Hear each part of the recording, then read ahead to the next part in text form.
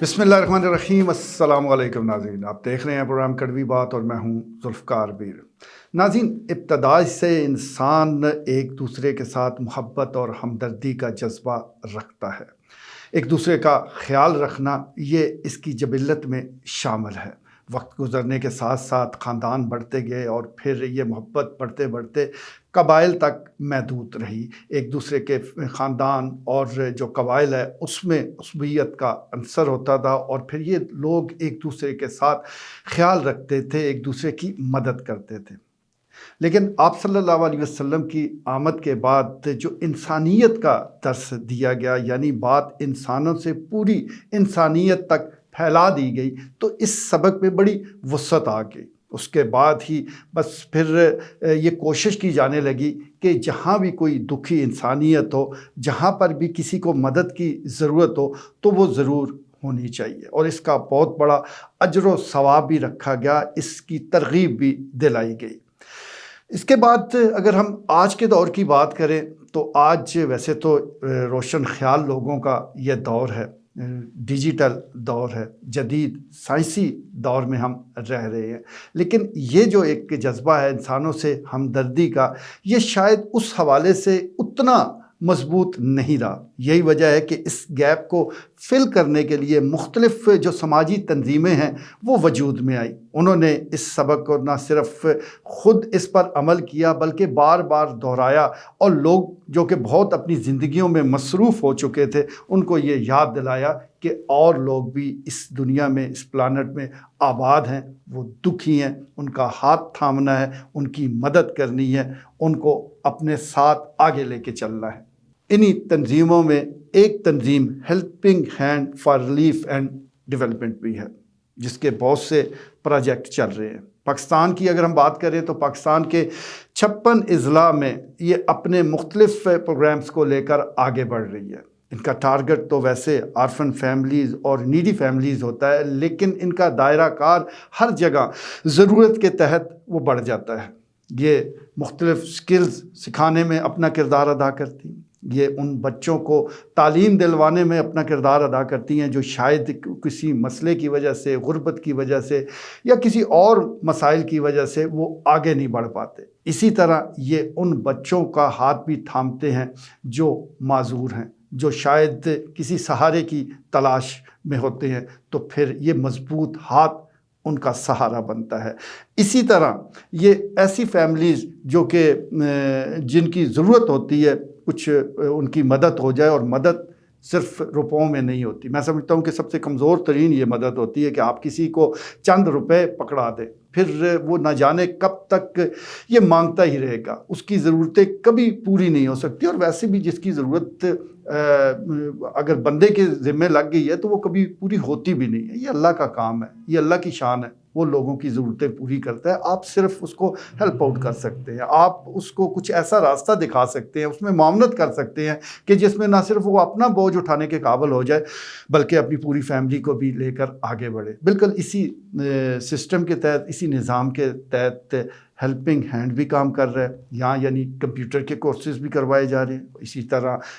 مختلف سکلز کو بہتر بنانے کے لیے بیکنگ کے کورس کروائے جاتے ہیں، سلائی کڑھائی اور نہ جانے کیا کیا کچھ ہوتا ہے۔ اور یہی وجہ ہے کہ یہاں سے جو بچے مختلف کورس مکمل کر کے باہر پریکٹیکل لائف میں داخل ہوتے ہیں تو ان کی زندگیوں میں بہت حد تک آسانی پیدا ہو جاتی ہے۔ آج میں ہیلپنگ ہینڈ کا ذکر اس لیے کر رہا ہوں کہ گزشتہ روز نجی میرج ہال میں ایک تقریب کا انعقاد کیا گیا۔ اس تقریب کا مقصد تھا کہ جو بھی نصابی اور غیر نصابی سرگرمیوں میں جن بچوں نے گزشتہ سال بہترین کارکردگی کا مظاہرہ کیا ہے ان کی حوصلہ افزائی ہو سکے، اور اس حوصلہ افزائی کے لیے نہ صرف ان کو شاباش دی گئی بلکہ عملاً مختلف گفٹ بھی دیے گئے، جس میں بائیسیکل موجود تھی، جس میں سلائی مشینیں، جس میں ٹیبلٹس اور دیگر بہت سے ایسے گفٹ موجود تھے۔ حالانکہ ہونا تو یہ چاہیے کہ ایسی تقریب کا انعقاد یا سرکار کرے یا سول سوسائٹی کرے، یعنی جہاں پر بھی کوئی بھی تنظیم، کوئی بھی پلیٹ فارم اچھا وہ کردار ادا کر رہا ہے تو اس کی حوصلہ افزائی ہونی چاہیے، اور ایسا نہ ہو کہ وہ خود سے اس کا اہتمام کرے بلکہ سرکار آگے بڑھے، سول سوسائٹی آگے بڑھے اور ان کی خدمات کو خراج تحسین پیش کرے، پھر ان کی اثر حوصلہ افزائی ہو جاتی ہے، ان میں دوسروں کی مدد کا جو جذبہ ہے وہ مزید اسٹرانگ ہو جاتا ہے، اور ان کو لگتا ہے کہ اللہ کے بعد اللہ کی مخلوق بھی ان کے کام پر نظر رکھے ہوئے ہے اور ان کو اپریشیٹ کر رہی ہے۔ بہرحال اس تقریب میں موجود تھے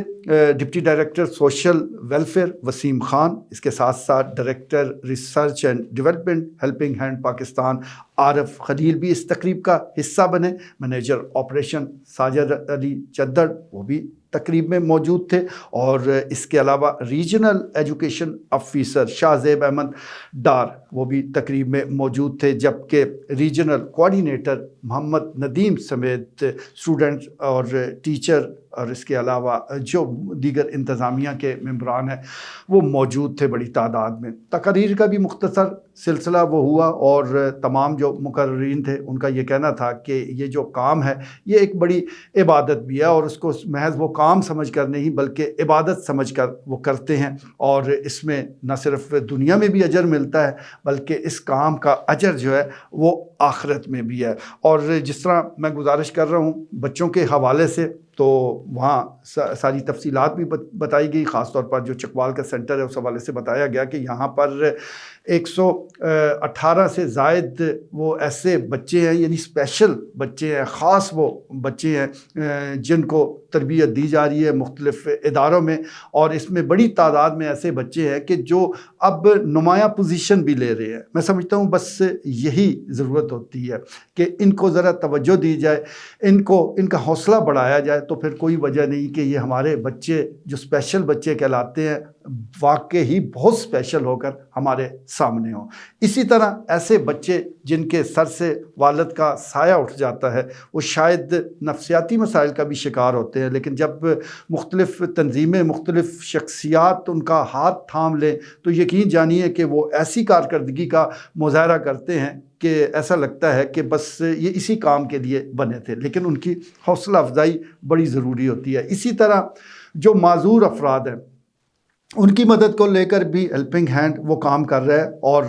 ویسے اگر کسی کو کوئی مسئلہ بن جائے، آج کل تو ویسے بھی ہماری جو خوراک ہے، ہماری جو غذائیں ہیں، ہمارے جو حالات ہیں، جو لائف سٹائل ہے، اب تو گھٹنوں کا درد اور ادھر درد اور ادھر درد، جسم کو آپ جسم کے ساتھ چل نہیں رہے ہوتے بلکہ اس کو گھسیٹ رہے ہوتے ہیں، تو اس سلسلے میں بھی یہ ادارہ معاونت دے رہا ہے۔ غرض مختلف ایسے کام ہیں جو کیے جا رہے ہیں، یعنی اگر رمضان آ گیا ہے تو رمضان پیکج تیار ہے ہم فیملیز کے لیے کہ جو اچھے سے شاید افطاری کا اہتمام نہ کر سکے۔ اسی طرح اگر کوئی اور خدا نخواستہ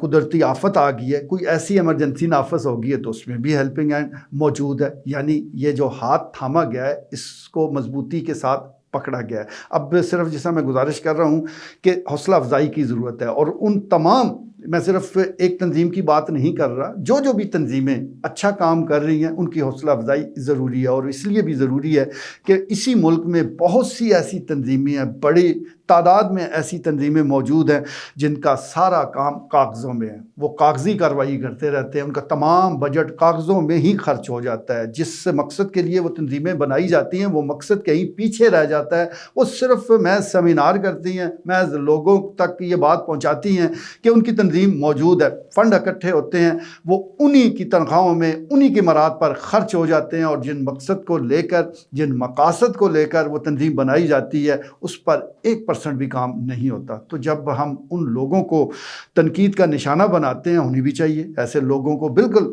تنقید ان پر ہونی چاہیے، ان کو بے نقاب بھی کرنا چاہیے، لیکن ساتھ ساتھ محض تنقید کے نشتر سے معاشرہ آگے نہیں بڑھتا، بلکہ آپ نے ان لوگوں کی حوصلہ افزائی بھی کرنی ہوتی ہے جو اچھے کام کر رہے ہیں۔ اور اس سلسلے میں میں ان لوگوں کو مبارکباد ضرور دوں گا جو ان تنظیموں کے ڈونرز ہیں، چاہے وہ ہیلپنگ ہینڈ ہے، چاہے اور ایسی تنظیمیں جو کہ عملاً میدان میں موجود ہے، ان کی معاونت کر رہے ہیں۔ اور ہیلپنگ ہینڈ کے حوالے سے بتایا گیا کہ امریکہ میں بڑی تعداد میں ایسے لوگ ہیں جو پاکستانی نژاد ہیں، یعنی وہ اسی مٹی کے سپوت ہیں، لیکن وہاں رہ کر اپنی محنت کے ذریعے وہ آگے بڑھے، پھر اپنی